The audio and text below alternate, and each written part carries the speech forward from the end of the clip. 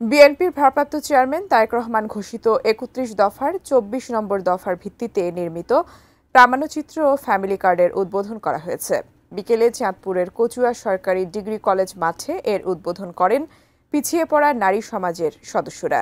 অনুষ্ঠানে প্রধান ও বিশেষ অতিথির আসনেও বসেন স্থানীয় নারীরা।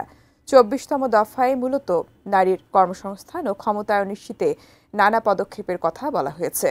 অনুষ্ঠানের সভাপতিত্ব ও প্রামাণ্যচিত্রটির তত্ত্বাবধায়ক অস্ট্রেলিয়া বিএনপির সাবেক সাংগঠনিক সম্পাদক ইঞ্জিনিয়ার হাবিবুর রহমান বলেন, তারেক রহমানের রাষ্ট্র কাঠামোর দফাগুলো শুধু রাজনৈতিক প্রতিশ্রুতি নয়, জনগণের জীবনমান উন্নয়নের বাস্তব সমাধানও। ফ্যামিলি কার্ড সেই ভাবনারই বাস্তব প্রতিফলন। একজন নারী যদি স্বাবলম্বী হয় তাহলে একটি সুখী পরিবার হওয়া সম্ভব।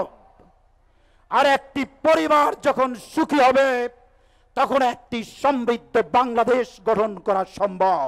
ফ্যামিলি কার্ডের মাধ্যমে আপনাদেরকে গৃহের নিত্য প্রয়োজনীয় জিনিস যেমন চাল, তেল, নুন, ডাল, লবণ সহ নিত্য প্রয়োজনীয় জিনিস সরকার থেকে আপনাদেরকে দেয়া হবে।